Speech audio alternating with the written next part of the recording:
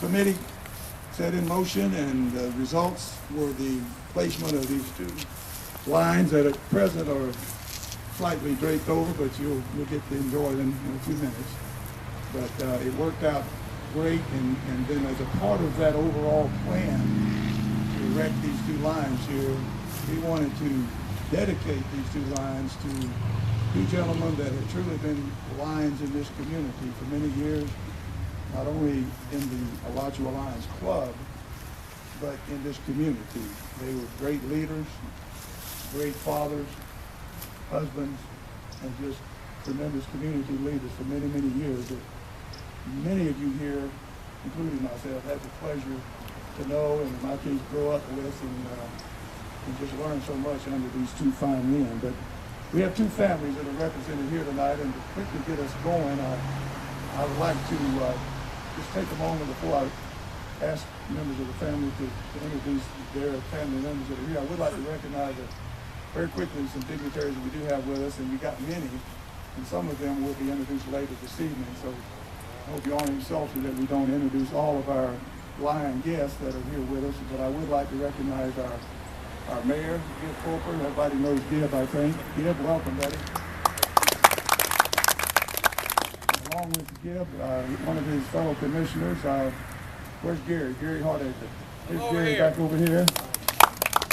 And we also have our city manager and our assistant city manager, Tracy Kane and Adam Picard. Right?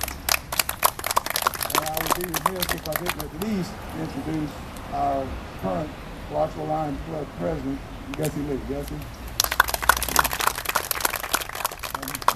Your name tonight's very appropriate. You're really Gussie up.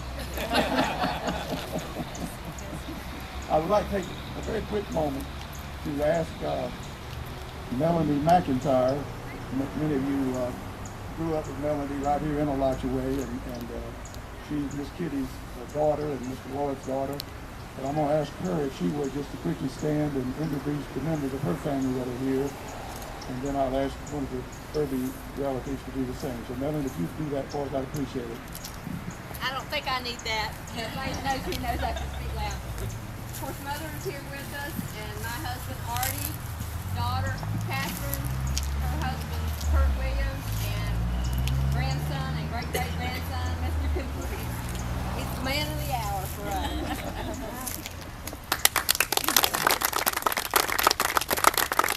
I've already been feeding candy to get him all juiced up for us. And from the Irby family, I don't know, Crapper, if you or Buddy or Rusty want to introduce members. Rusty, go ahead. Yes, I'll take it.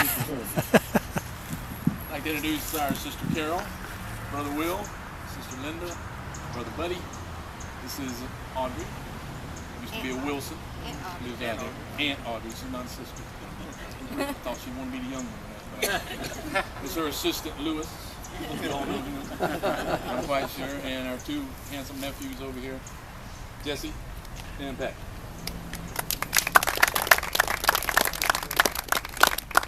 As I said a moment ago, we're gathered here tonight in the short time that we have before we move on down to the Women's Club for the ceremonies there of our 75th anniversary. I hope many, if not most of you, are going to be joining us there. But tonight we have chosen two lines, and we're gathered here to dedicate these lines to these two gentlemen.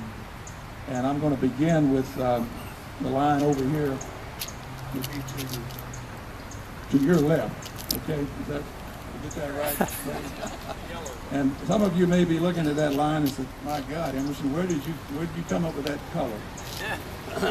But I would say that any of you that have been in this community in any period of time know that Lloyd Huggins' trademark was that beautiful yellow blazer that he always wore to so many of the events.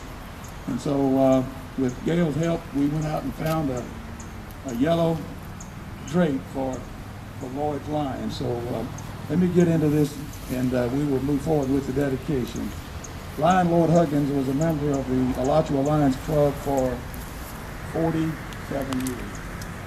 He served as president in 1974-75 and was also a zone chair. Lion Lloyd once said that when he joined the Alachua Lions Club, he committed himself to fully serve. He worked tirelessly on the projects of the club in a positive and supportive way, even when he became immobile in later days. Lion Lloyd's profession was in the funeral business, where he showed us his compassion at a very difficult time in people's lives. He was there to help many of us through these very trying times, and when he was thanked by one of our Lions for being so supportive during a very sad time, his response was that he always felt his mission in life was to make hard times easier for people. 2 days before Lloyd's passing, Lions Gunter and Chris Hurst visited him at the VA hospital. He called them in close and said that he had always envisioned 2 lions on either side of the porch at the clubhouse, and they asked him if he saw the lion standing up or lying down, and he said lying down. So ladies and gentlemen, if I could ask Don and Gib to help me, I would ask you to join me in giving a warm round of applause as we dedicate our first line to our great friend. You go help him. W. Lloyd Huggins. Thank you. Join me in that.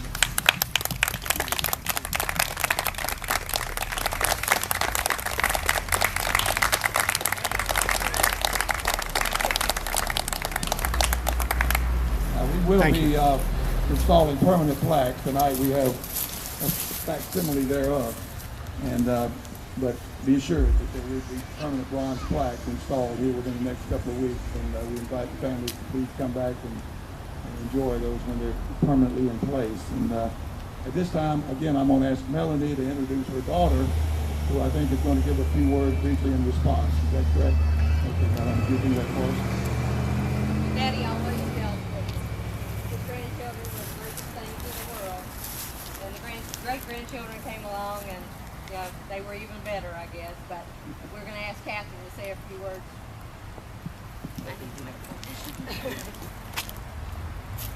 Thank you very much.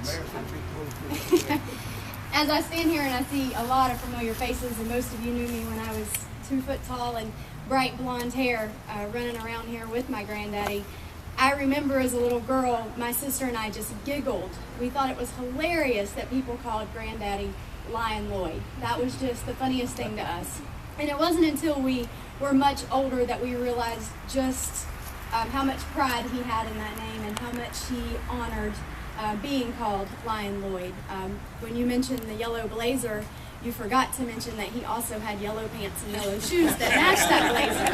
So I would be remiss if I did not mention that. I'm glad you reminded me.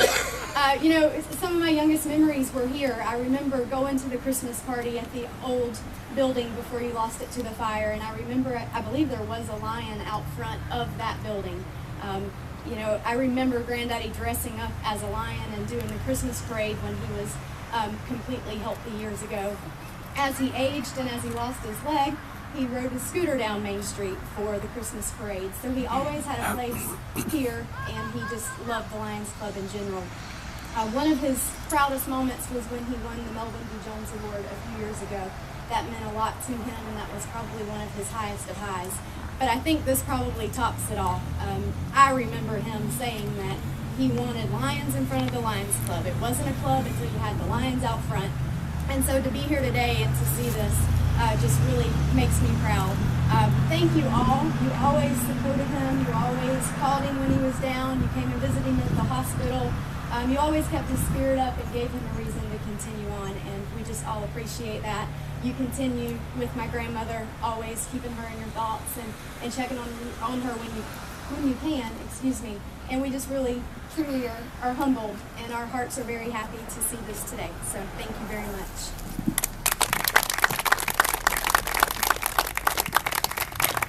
Miss Kitty, it's a delight to see you here and just have the opportunity to be with you again. We love you, and you know that. Thank you for being here. Miss you. As we just heard, Lord Huggins wore many hats, and I had the pleasure for a number of years of going to church with my wife, Gail, at First Methodist in Lodgeway, where Lloyd and Miss Kitty were members for many, many years, and it just wasn't Sunday morning that Mr. Lloyd wasn't there ushering and just greeting everybody, and what a wonderful, sweet man he was. Our next dedication is for Lion W.W. Bill Irby. Bill Irby was a member of the Alachua Lions Club for 57 years. In fact, we believe he may have actually been a member of the Ocoee Lions Club when he taught in Ocoee and prior to moving back to Alachua. However, Lions Club International has a record for 57 years. Lion Bill served as president of the club in 61 and 62, and again in 93, 94. He was a mentor to other Lions and worked hard behind the scenes with every project that the club undertook, and never took credit for his work. Anybody knows Mr. Bill knows that. Bill always had his vision of how a job should be done, and usually it was done his way. I expect his family present here tonight will probably agree with that. And as we all know, he was usually right. As an educator and principal, he always wanted what was best for the children, and he did whatever he needed to secure what was needed to educate the children, even when the school budget didn't provide for it. He also provided on his own meals, supplies, and shoes for children without very few people even being aware of it. In 1992, as many of you may recall, the school board of Alachua County honored Bill by naming the new elementary school here in Alachua the W.W. Irby Elementary. And those of you that had the opportunity to visit Mr. Bill's gravesite, he probably said it best: educator, coach, lion, patriot. And I'd add one more: umpire. I played summer softball like K. Yoho and I did many, many years ago. I can remember many a time trying to work the pitcher for a walk because I wasn't much of a hitter, and Mr. Bill would call me out on that third strike, and I'd have to go sit down. But anyway, Mr. Bill was a wonderful, wonderful man and wore many, many hats. Another side note: when Bill Irby was the principal at Alachua Elementary back in the late 50s and 60s, and years beyond that, but this was after Santa Fe High School was opened, and the elementary school remained up here in what was the high school then. In 1959-60, I was a sixth grader, and Mr. Bill was the principal, and he decided that he wanted to start a student council in elementary school. And I'm proud to say I was the first president of the student council of Alachua Elementary, thanks to the tutoring of Bill Irby. Absolutely. Of course, I've gone downhill ever since. But I would like to ask you to join me as we dedicate our second line to a real lion among men, Bill Irby.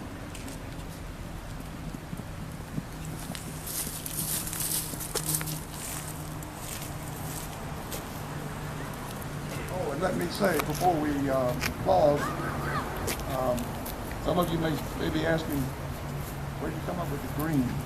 Well, a lot of people may not know this, but I know the Irby family does. Back in the old days, I know Yo back here knows, in the old days of Alachua, when we had Alachua High School, it was, this fellow knows too, Mr. Ralph knows, was the Alachua Indians, and their colors were green and white. So I purposely selected that green to honor Mr. Bill as a coach, as a principal back in the old days of Alachua High School. So join me in dedicating this line to Bill Irby.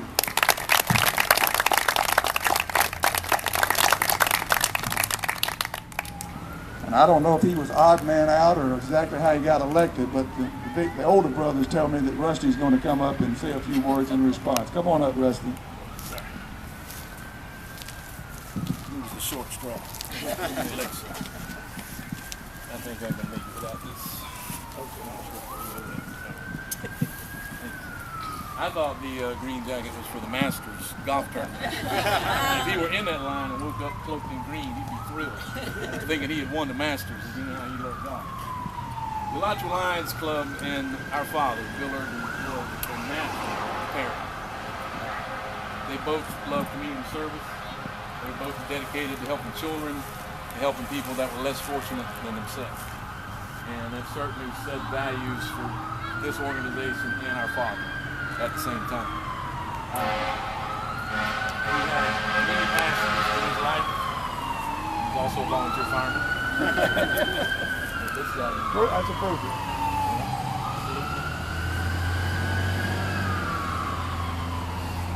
but I almost broke my train of thought. It was passion that he had.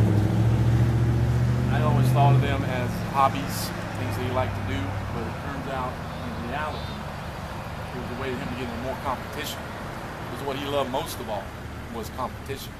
And I know there's quite a few people here, Tommy Harris, Mr. Hirsch.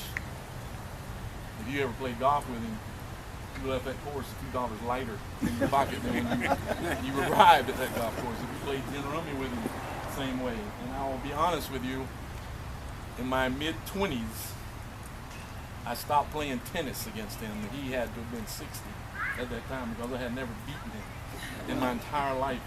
And he would stand in the middle of that court, with his big old wrist of his, and he would put English on that ball that would hit and spin and bounce and turn, and I would chase it everywhere I could. And he would run me to death on this court and the one up in North Carolina near his cabin that we played on so often in the summers.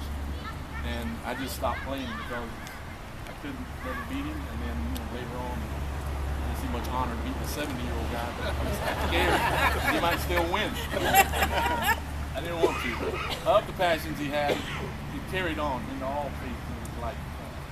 In education, which I followed in his footsteps, we talked people about it, and parents and families said the greatest thing a father can do for his children is love their mother. And we certainly were blessed with that one. He loved our mother. She helped the Lions Club with artwork here in the church, lots of other places, schools, and they worked together as a pair. If you saw one, chances were you were going to see the other. They worked together for 60 years, and it was a wonderful experience for us growing up. Have that kind of comfort and security at home. Other passions he had was UP, city of Alachua. He loved his family. If we went to visit one of his friends that lived down by Orange Lake or Bellevue, and we picked oranges that they had in the grove or something, he didn't just pick a few, throw them in the back of the station wagon. He picked a whole bunch, came home, and he'd share them with everybody in the neighborhood, pass them out to friends everywhere. We went fishing over in the Gulf of Mexico.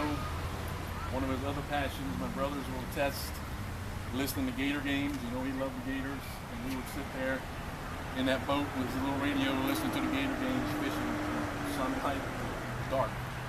And when we quit at the end, it was always about 5 more casts.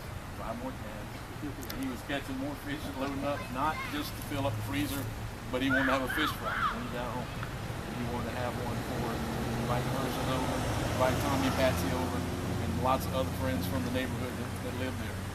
And that was all about him sharing and giving back. We did something nice for him, he was going to do something nice for you. And those passions carried through all of his life.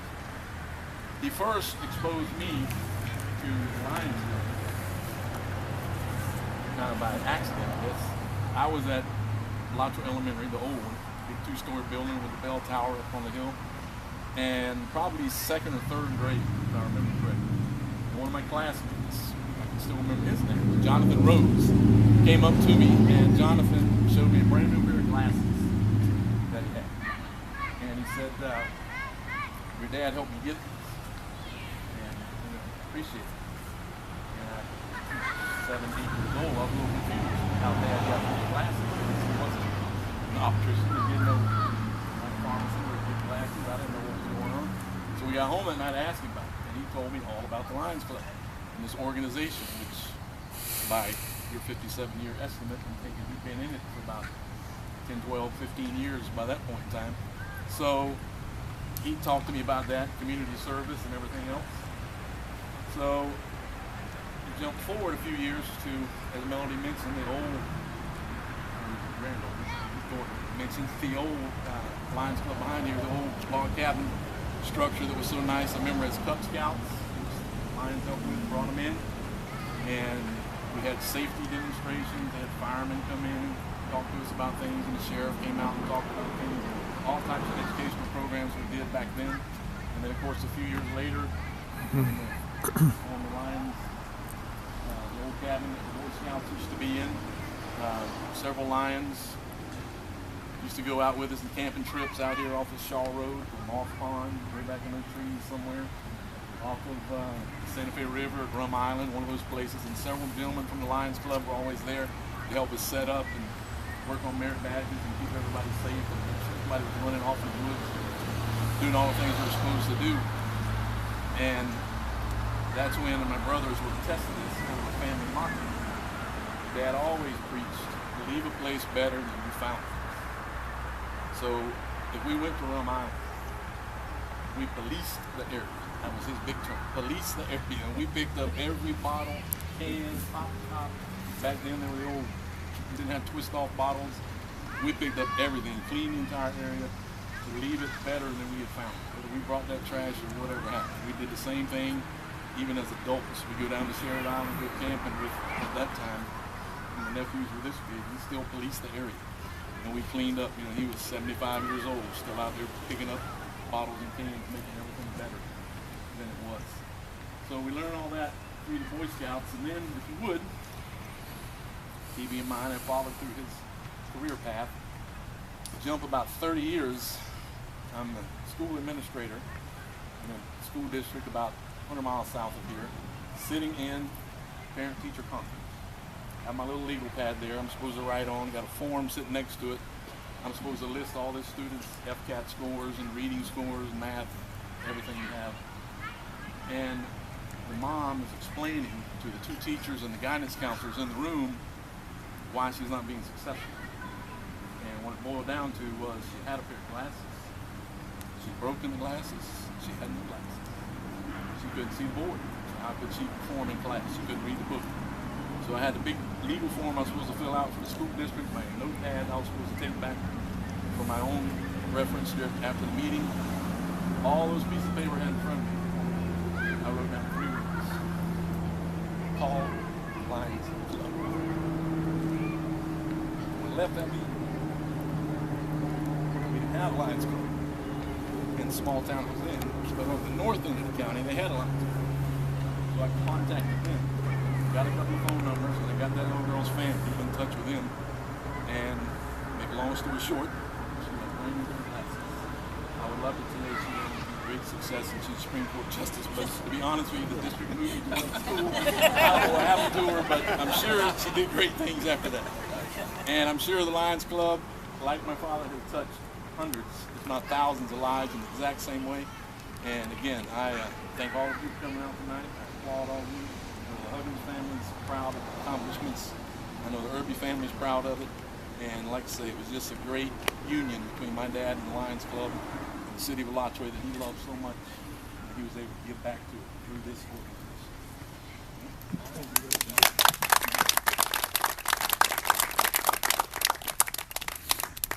Great tribute, Rusty, and what a more fitting motto could you come up with for your dad and leave it better than you found it. That's a great tribute.